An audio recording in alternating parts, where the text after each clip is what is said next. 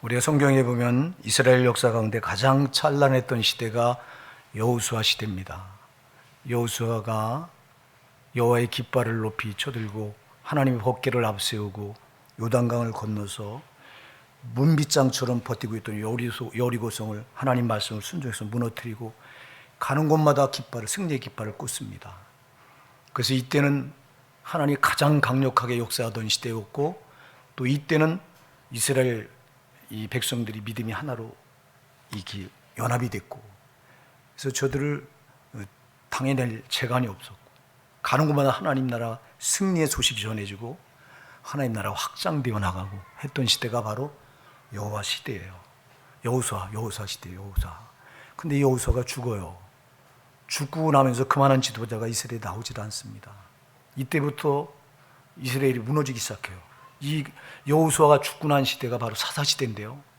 여호수아가 죽고 나서 약 350년 400년 동안 사사시대가 열리는데, 이 시대는 하나님을 잊어버린 시대가 돼요.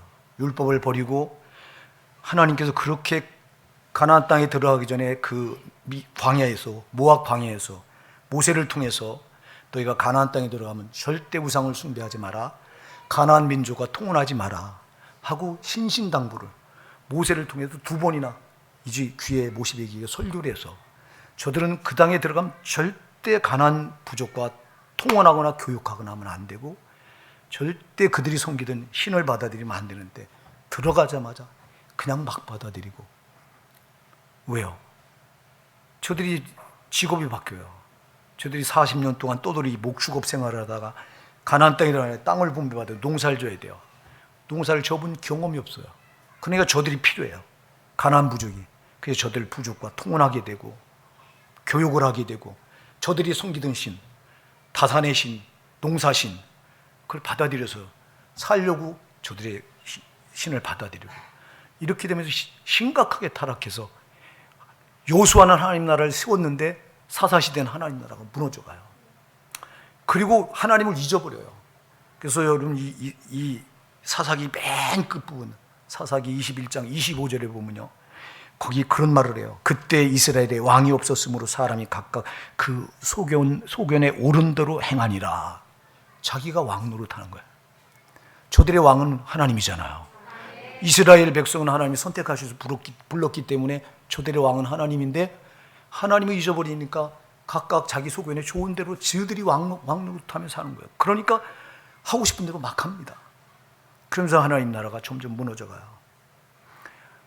그럴 때 하나님은 저들을 깨우려고 반드시 주변에 강대국을 일으켜서 저들을 괴롭게 해요. 여러분, 우리에게 고난이 올 때 우리는 반드시 돌아봐야 돼요. 왜 우리에게 어려움을 줍니까? 너 깨어 일어나라는 거예요. 네가 지금 신앙의 길을 잘못 가고 있다는 거예요. 경고에 경고. 이스라엘 백성들이 신앙에서 이탈할 때마다 하나님 반드시 강대국을 붙여서 저들을 침략해서 고통스럽게 만들었어요. 그럴 때마다 저들은 고통스러우니까 부르짖어요. 부르짖으면 또 하나님께서 사사를 세워요. 사사를 세워서 저들을 또 거기서 건져내게 하세요. 또 조금 지나다 보면 본성이 나와서 또 타락해서 하나님 잊어버려. 그래서 죄와 짝하고 살아요. 그럼 또 하나님은 저들 또 강대국을 붙여서 또 고통 줍니다. 그럼 저들은 또 죽겠다고 살려달라고 아우성 부르짖습니다. 그럼 또 사사를 일으켜서 또 꺼내줍니다. 하나님은 긍휼이 한없이 많으신 분이다. 살려달라고 부르짖으면 살려주시는 분이요.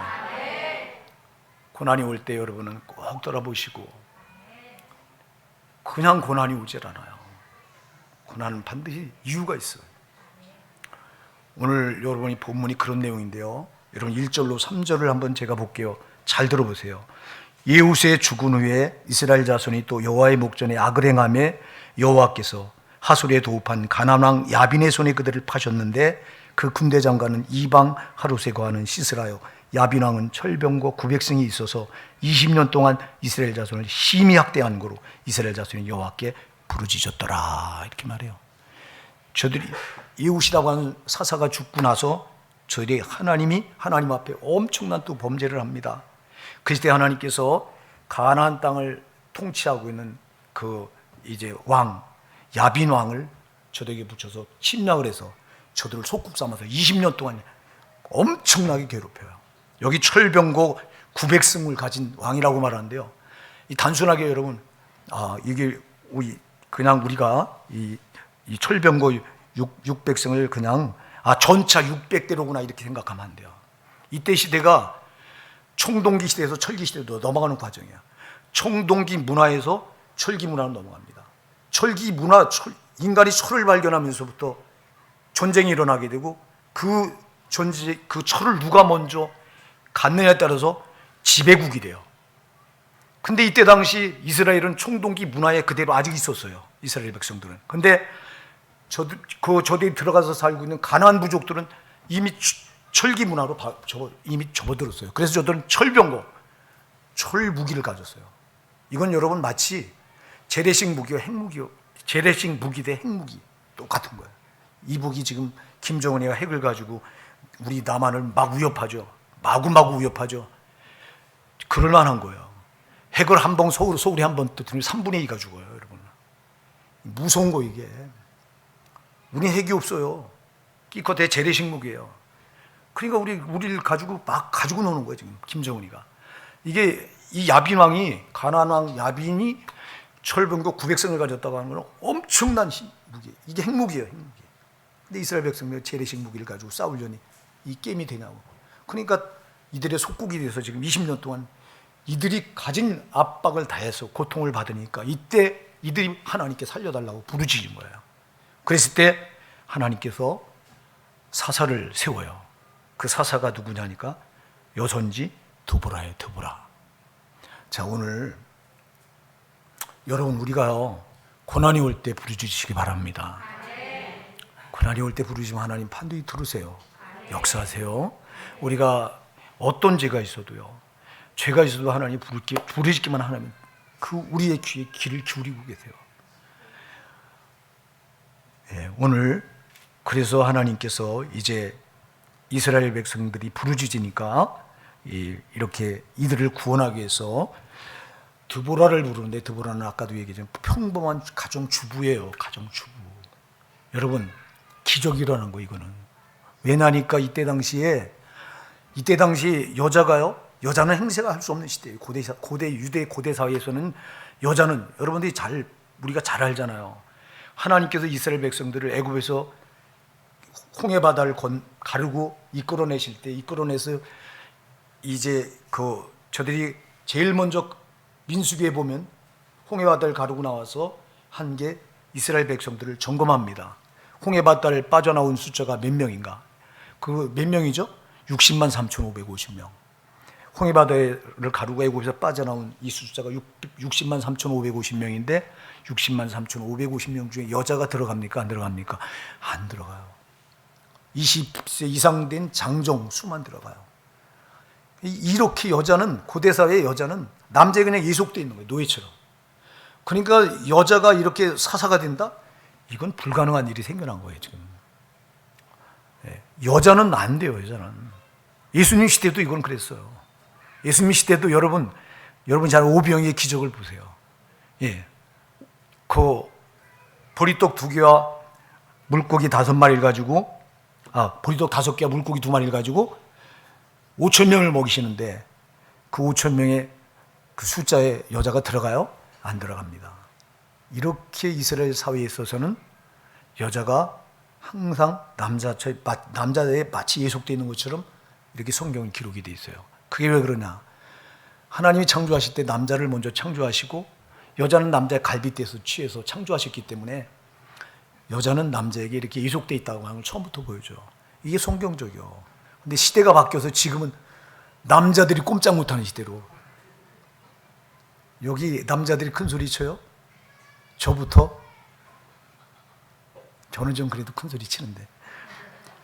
어쨌거나 시대가 이렇게 바뀌어. 그러나 여러분 진리는 안 바뀌는 거예요. 진리는 바뀌질 않습니다. 그래서 여러분 여기 이렇게 이 드보라가 이렇게 사사가 됐다고 하는 엄청난 기적이 일어난 거예요. 엘빈 토플러라고 하는 사회학자가 권력의 이동이라고 하는 그 책을 썼는데, 그 책에 보면 고대 사회부터 현대 사회까지 권력이 어떻게 이동되나를 썼는데요.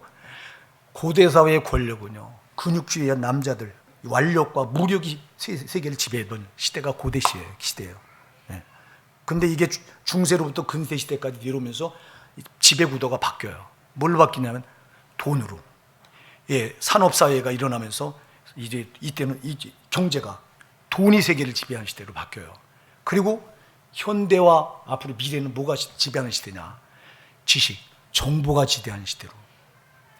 엘빈 토플러라고 하는 사람이 주장하는데 그 주장이 틀리잖아요. 그래서 이때 드보라가 사사가 됐던 시대는 고대 사회이기 때문에 근육질의 남자들이 무력으로 힘으로 지배하던 시대예요. 그러니까 여선지 드보라가 낄 수 있는 틈이 없는 것입니다, 이게.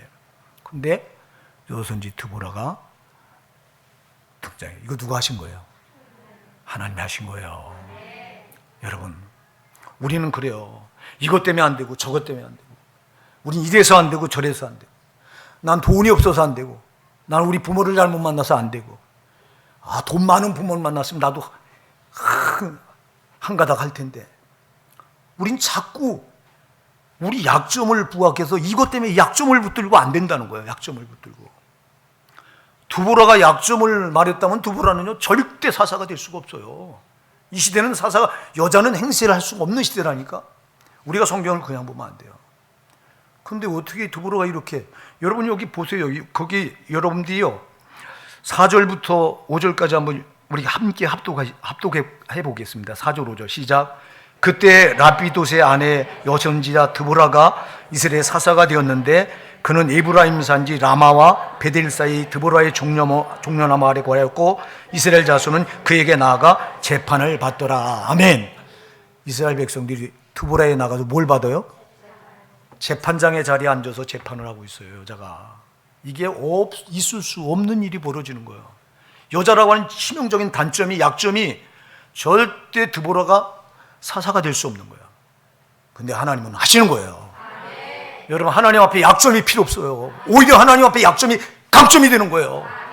그래서 오늘 우리가 말씀을 주제를 약점을 강점되게 하라, 이렇게 제가 주제를 정했는데, 여러분 약점 그대로 우리가 안고 살면요 평생 진자로 살아야 돼요. 그 약점에 끌려서 패배자로 살아야 된다니까. 그러나 여러분 이 약점을 강점이 되게 하실 수 있어야 돼요. 여러분들이 잘 아는 송명이신 잘 알잖아요. 그 어머니 뱃속에서 날 때요, 제왕절개 수술에 날 때 의사가 잘못 큰 핀셋으로 머리를 찝어낼 때 잘못 머리를 찍어 눌러서 여기서 이상이 생겨가지고 뱃속에서 나오면서 뇌성마비가 돼가지고요 몸이 뒤틀린 채 평생 휠체어를 타고 산 여인이에요. 태어나면서 그 가정은 너무너무 비참했어요. 진짜 가난했어요. 그 아버지는 폐병에 걸려서 아버지는 아룬목에 누워있고 이 송명이 딸은 운목해서 누워서 움직이지 못하니까 지내고, 그 엄마가 독실한 크리스찬이었어요. 그래서 엄마가 날마다 교회 나가서 기도하면서 이 송명이 신을 기르는데, 근데 여러분 이제 철이 나면서부터 자기가 장애라고 하는, 이게 장애 때문에 얼마나 많은 차별을 받습니까? 여러분 우리 정상인은 잘 몰라요. 장애인들은 정말 말할 수 없는 차별을 느껴요. 저들이. 그게 약점이잖아. 그 살면서 그게 다 상처가 돼가지고 그 나이 17살에 자살을 결심합니다. 죽겠다고. 여기 자서전을 제가 봤어요. 보니까 죽겠다고 이 자살을 결심하고 하나님께 이렇게 기도해요. 하나님 내가 밥을 안 먹고 이렇게 안 먹다가 그냥 죽을랍니다. 그러니 하나님 살아계시다면 정말 하나님 살아계신 걸 나에게 보여주세요. 엄마는 하나님 살아있다고 밤낮 교회 나가서 이렇게 기도로 매달리는데, 살아계시다면 나에게도 보여주세요. 그렇게 기도를 시작한 거예요. 죽으려고 자살을 아주 결심을 하고 살 이유가 없다는 거예요. 자기에게 있는 그 약점이 치명적이니까요. 몸을 못 움직이는데 뭐. 그런데 하나님께서 그 송명희 신에게 환상으로 글씨를 탁, 내가 너를 사랑한다. 할렐루야. 이 글씨를 보고 거기서 뒤집어진 거야. 그리고 거기서 그 변화가 옵니다, 여러분.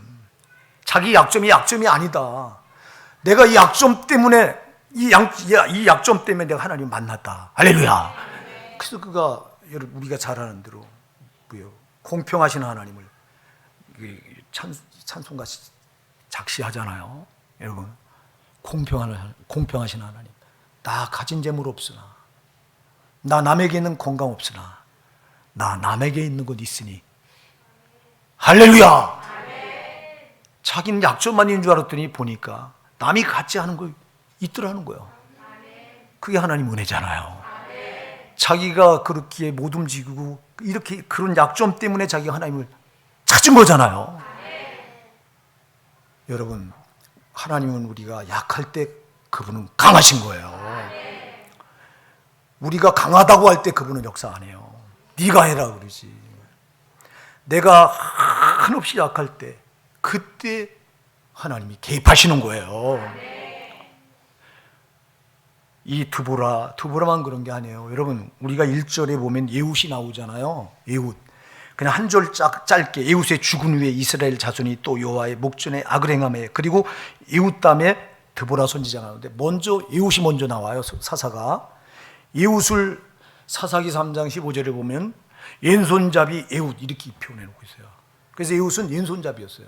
우리가 왼손잡이 하면 오른손보다 왼손을 잘 쓰는 사람 이렇게 생각하잖아요. 그런데 원어는 그렇게 말하고 있질 않아요. 원문 성경을 보면 여러분, 오른손을 쓰지 못하는 사람 예훗 이렇게 나왔어요. 뭐라고요?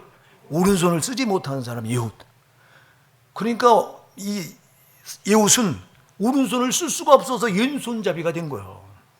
그럼 이게 약점이에요, 약점.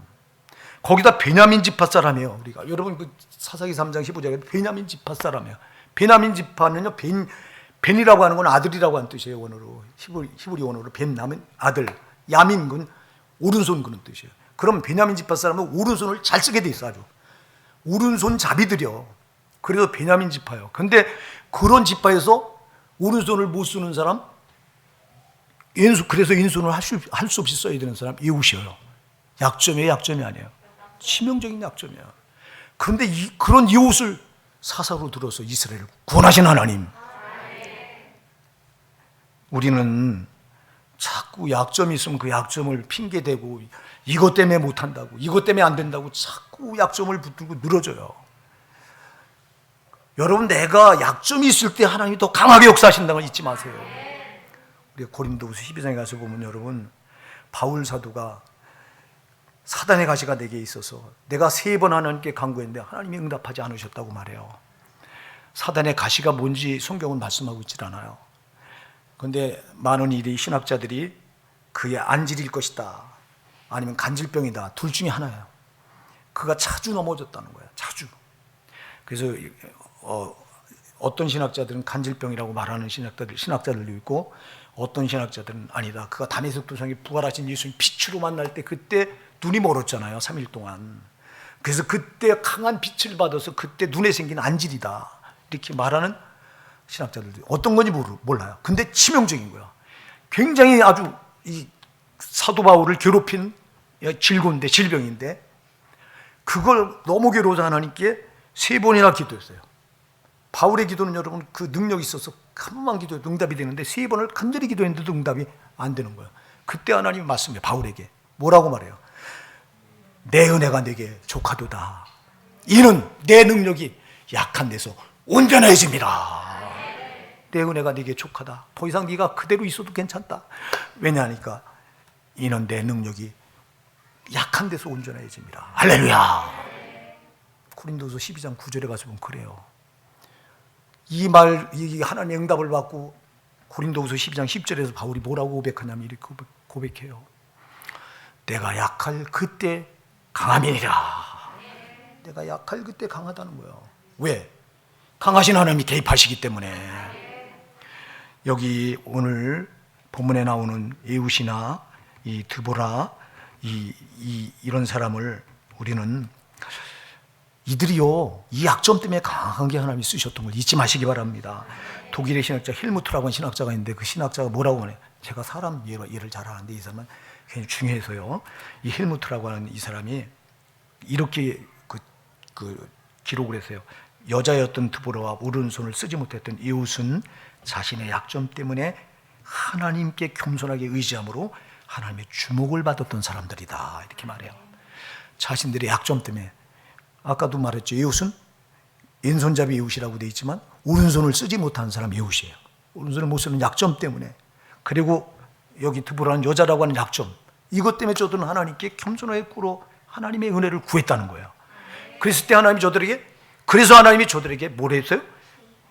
관심을 기울이셨다는 거예요. 여러분이 약점을 그냥 놔두면 안 돼요. 약점 때문에 하나님께 더 꿇어엎드려야 돼요. 약점 때문에 더 겸손해져야 돼요. 약점 때문에 낮아져야 된다고. 그럴 때 하나님이 우리를 주목하시는 거예요. 근데 우리 약점이 있으면 이것 때문에 불평해요. 원망해요. 하나님 왜 이러냐고. 왜 나만 이러냐고. 왜 나만. 제가 그랬던 거예요, 여러분. 깨닫지 못했을 때. 왜 하나님, 왜 나에게만 이렇게 목회를 못하게 하세요? 왜 나에겐 사람을 안 보여주세요? 참 이게 얼마나 건방스러운 건지요. 하나님 목적이 있으셔서 나 같은 거 부르셔서 이 모양 이 모델을 쓰면 현지에서 감사하면 되는데 자꾸 원망이 나와요. 불평이 나와요. 내가 뭘 못해요? 내가 다른 목사들보다 말씀을 몰라요? 내가 다른 목사보다 기도를 덜해요? 하나님, 이럴 수 있어요? 이거 약점을 가지고 하나님께 불평하고 앉아있더라고, 어느 날 보니까. 여러분, 이걸 감사하면서 하나님께 겸손하게, 주님 그렇습니다, 이 모습 이대로 써주셔서 감사합니다. 그럼 내 약점을 그대로 하나님께 드러내면 하나님께서 불쌍히 여기실 텐데, 교만을 떨고 앉았으니, 이게 하나님 교만한 자는 물리치신다고 그랬는데, 하나님은 겸손한 자에게 은혜를 주시고, 아멘. 야고보서 4장 7절 보면, 근데 우리는 약점을 가지고 이걸 불평하고 앉아있고 원망하고 앉아있고, 왜 나에게만 이러냐고, 왜 하나님 나에게만 그러냐고 이래. 왜 너에게만 그런 하나님 아닙니다. 하나님 정말 그 송명의 신처럼 하나님의 은혜가 보이니까 여러분, 자기가 보이는 거예요. 하나님이 보이고, 하나님의 은혜가 안 보일 때는 나만 보여요. 되지 못한 게 잘난 것 같이 보이고요. 참으로 여러분 이런 거만 보여요. 은혜가 안 보일 땐 그래요. 그러나 하나님의 은혜가 임하면 초라한 내 모습이 보여요. 부족한 내 모습이 진실하게 다가와요. 여러분, 우린 진짜 하나님 앞에 아무것도 아닌 거예요. 전능하신 하나님께서 나에게 목적이 있으셔서 나 같은 걸 창조하시고 있는 이 모습 이대로 쓰시겠다는데 감사할 것 밖에 뭐가 더 있냐고. 감사할 것밖에. 어쩌자고 우리는 이 약점을 물고 늘어져서 하나님 더 괴롭게 드리고 있을 때가 한두 번이 아니잖아요. 우리 정신 차립시다. 약점을 여러분 강점되게 한 유일한 능력으로 우리가 하나님 앞에 꿇어 엎드리는 거예요. 약점 때문에. 약점을 그대로 놔두면 안 돼요. 불평하고 원망하고 있으면 안 돼요. 뒤에 마귀가 조종해요. 야, 너는 이것밖에 안 되잖아. 우리 자괴감에 빠뜨리려고 해요. 너는 해봤자 그거야. 너는 안 돼. 너는 내가 다 알아. 이래요. 제가 어느 날 여기서 기도하는데, 야, 넌 내가 다 알아. 제가 결심하고 기도하는 거예요. 이제는 내가 이 새벽부터 일찍 일어나서 내가 몇 시간 기도를 하리라. 근데 마귀가 꿇 엎드려 여기서 기도하는데요, 뭐가 옆에 손짓해서 이렇게 제가 눈을 이렇게 돌려보니까 잘 안 보이잖아요, 마귀가. 근데 그날은 흉측스러운 그 모습이 보이면서 하얀 이만 보여. 하얘, 아주 이가. 야, 까만데 이가 하얘면서 낄낄낄대요. 내가 너를 잘 아는데 너는 얼마 못 가. 너 그거 안 돼, 너. 이래요. 이때 내가 그 소리를 듣고 깜짝 놀래가지고 그때 결심했어요. 야, 내가 이렇게 하면 너한테 평생을 끌려다니겠구나.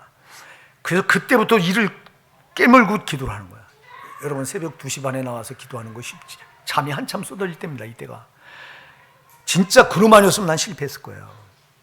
요놈이 요걸 보여주면서 내가 이때부터 요놈한테 또 지면 안 되겠구나. 그래서 잠이 쏟아지면 진짜 막 일어나서 여기 성전을 돌아가면서 기도했어요. 막 돌면서. 그러니까 나중엔 잠이, 여기 꿇어 엎드려 기도하는데 잠이 안 와. 할렐루야. 야, 전에 얘기했잖아요. 막 지붕에서 막 모래소리를 모래가 쏟아져. 막 여기서 꿇어 엎드려 기도하는데, 예? 이거 뭐 하는 거예요? 이거 겁주려고. 너 기도하지 못하게 겁주려고.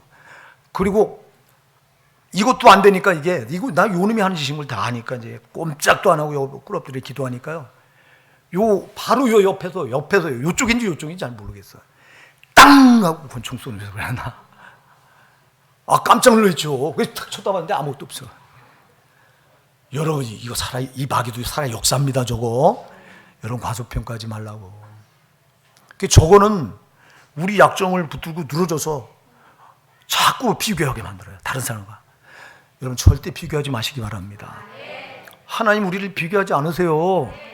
하나님은 우리를 창조해 놓으시고 A와 B를 비교해서 다루시는 분이 아니에요.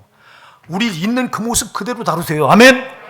하나님 우리를 목적을 가지고 창조하셨기 때문에 있는 그 모습 그대로 우리를 존귀하게 여기시는 거예요.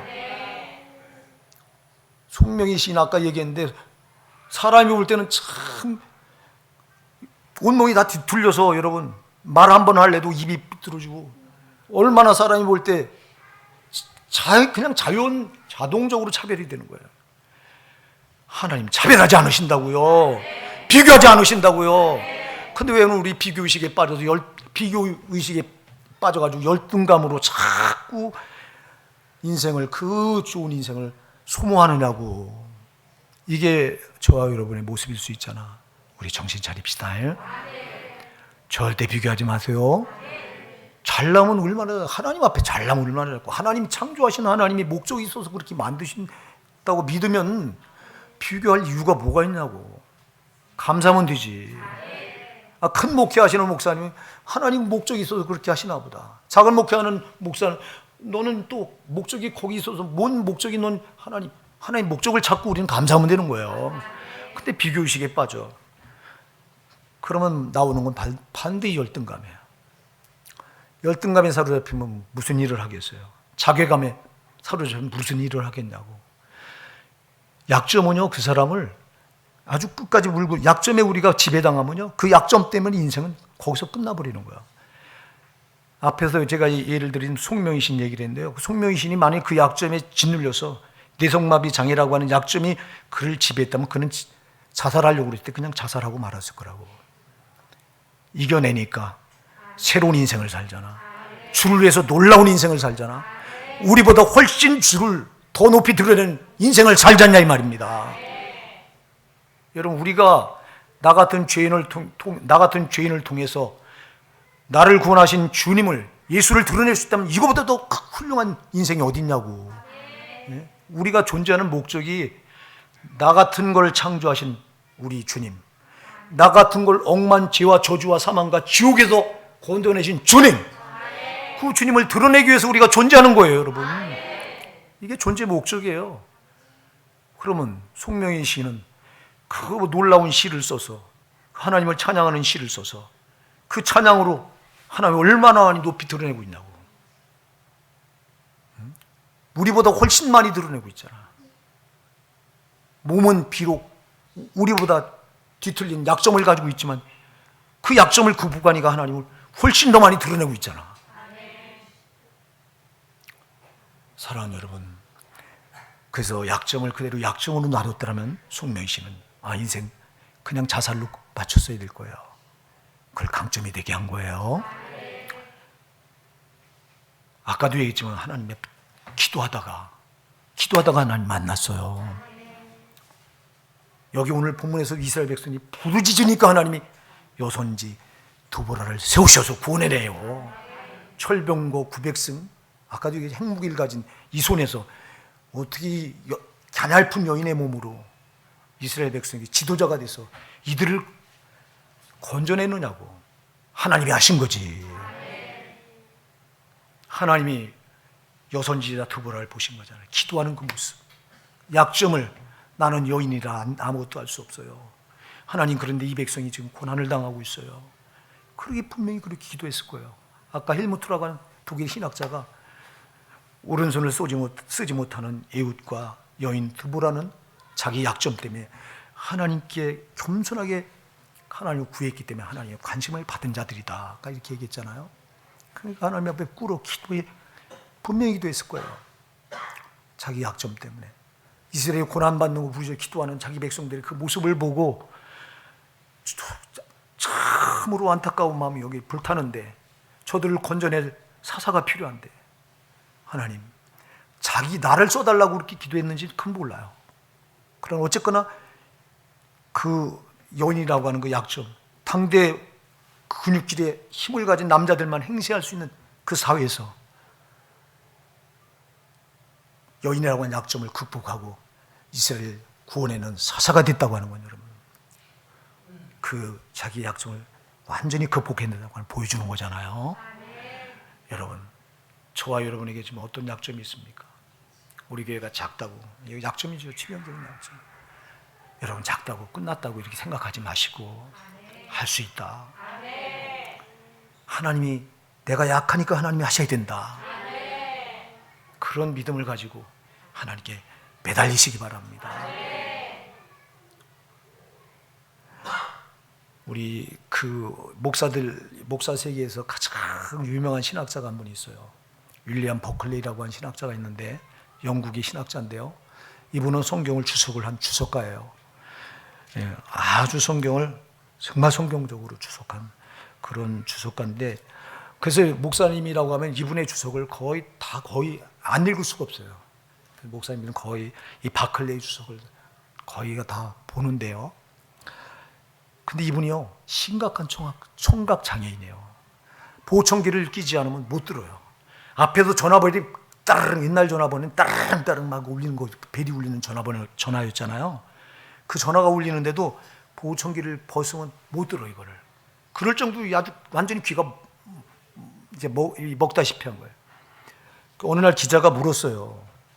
아니, 박사님은 이렇게 귀가 그렇게 완전 장애라 아무것도 못 듣는데 어쩌면 그렇게 많은 신학 서적을 써내고 그 성경을 그렇게 주석을 해서 그 대단하게 그런 업적을 남겼냐고 물으니까, 그때 이 바클레이 박사가 귀에 끼고 있던 보청기를 확 빼내면서, 이것 때문이다. 난 이걸 빼내면 세상 소리를 전혀 들을 수가 없다. 나는 그렇기 때문에 세상 소리를 못 들으니까 나는 하나님 소리만 들린다. 할렐루야. 나는 그래서 이걸 빼내고 하나님 소리만 들으며 살려고 했다. 그러니까 하나님께서 영감을 주셔서 이 성경을 주석을 할 수 있었고, 하나님께서 영감을 주셔서 그 음성을 들을 수 있었고, 할렐루야. 여러분, 우리 같으면 절망할 거예요. 안 들리면. 제일 여러분 불쌍한 사람이 못 보는 사람이래요. 그 다음에 불쌍한 사람이 못 듣는 사람이래요. 여러분, 우리는 나를 불쌍하다고 생각해서 그 못 듣는 약점 때문에 인생을 포기하고 그랬을 텐데, 근데 윌리엄 바클레이는 그거를 오히려 하나님 만나는 통로로 썼던 거예요. 자기 약점을 하나님과 교제하는 통로로 썼던 거예요. 여러분, 우리 약점을 하나님께 내어드리시기 바랍니다. 하나님이 쓰세요 하고요. 우리가 예수님을 보세요. 참, 우리 예수님, 우리의 소망은 예수님이잖아요. 우리 예수님이 완전하신 하나님이시잖아요. 근데 그가 약점을 가지고 오셨어요. 피조물 인간의 몸을 입고 스스로 약점을 자초하셔서 인간의 몸을 입고 피조물처럼 이 땅에 내려오셨어요. 여러분, 우리 예수님이 인간의 몸을 입는 이 약점 때문에 자기가 만들어놓은 피조물들에게 조롱당하고 멸시당하고 미친놈 소리를 듣고 침뱉음을 당하고 채찍에 맞고 십자가에 죽으셨어요. 우리 예수님이 스스로 피조물의 약점을 입고 오셔서 이렇게 초절하게 능욕을 당하시고 십자가에 죽어주셨기에 우리 모든 인류를 죄에서 구원하셨잖아요. 우리 예수님이야말로 약점을 강점되게 하신 분이잖아요. 근데 우리는 어쩌자고 내 약점을 약점 그대로 놔두고 불평하고 원망하고 낙심하고 절망하고 비교하고 열등감에 빠지고 난 할 수 없다고, 난 틀렸다고 말하고 사느냐고. 틀린 사람 아무도 없어요. 바울이요, 여러분 정말 바울만큼 위대한 사역을 감당했던 제자가 없잖아요. 많은 제자들이, 여러분 11제자가 가룟 유다 빼고, 가룟 유다 예수님을 배반하고 자살한 자니까 빼고 나머지 11제자의 그 생애를 다 순교당해요. 다 복음 전하가 순교를 당합니다. 그들 하는 예수님 부르신 제자들의 모습을 보세요. 대단한 자들이 누가 있어요? 아무도 없어요. 다 손가락질 받는 세리. 여러분 마태는 세리예요, 세리. 세리는 당시 매국노예요. 유대계 입적도 못해요. 아주 너무너무 무서운 죄인이라 이스라엘 백성들이 제쳐놔 버렸어요. 세리와 창녀는 유대에게 들어가지도 못해요. 그런 자를 예수님이 부르셔요, 제자로. 베드로, 안드레, 야고보, 요한, 어부예요, 어부. 베드로는 정말 무식하기 짝없는 어부예요. 요한은 그나마 배웠어요. 베드로는 못 배웠어요. 근데 하나님이 그를 제일 수제자로 쓰셔, 예수님이. 약점투성이의 제자들이, 우리 같으면 예수님 저작거리 나가서 예루살렘 번듯한 도시에 가서 얼마나 율법이 능통한 자들이 많고 있어요. 그 예루살렘 거리에 당시에 난다긴다는 바리새인들, 율법사들이 얼마나 많아요.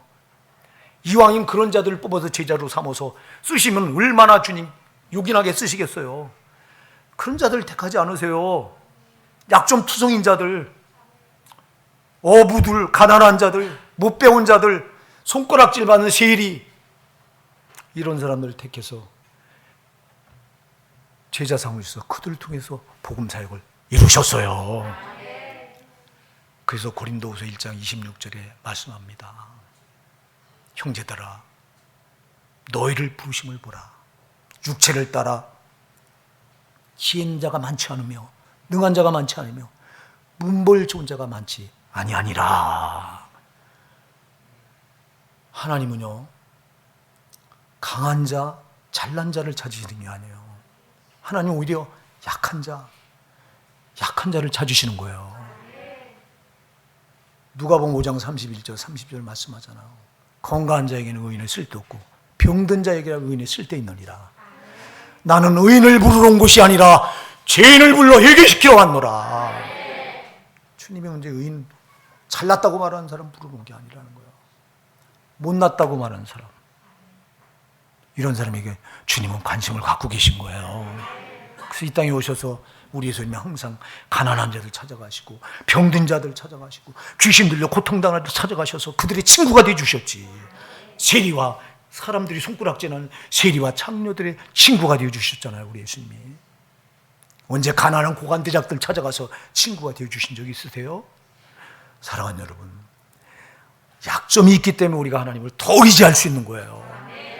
내가 잘났다고 말하는 자는 하나님 없어도 산다는 거예요. 나는 정말 내 힘으로 안 되니까, 나는 못났으니까, 난 이것밖에 안 되니까, 그러니까 나는 더 주님을 의지할 수밖에 없는 거예요. 근데 이렇게 과연 그러냐?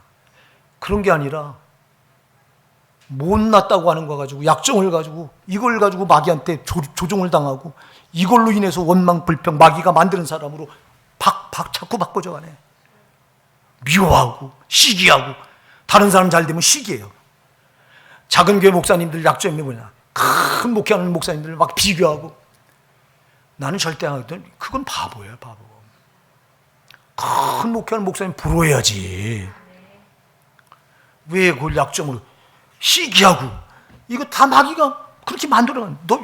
내 약점 너 이거잖아. 자꾸 이 자기감에 빠지게 해서 이걸 가지고 자꾸 나를 마귀가 원하는 쪽으로 만들어갑니다. 막 그렇게 하지 마시기 바랍니다. 초월하시기 바랍니다. 내가 약점이 있기 때문에 하나님이 나를 더 긍휼히 여겨주신다. 내가 이 약점 때문에 하나님을 찾을 수밖에 없다. 내가 약점 때문에 겸손할 수밖에 없다.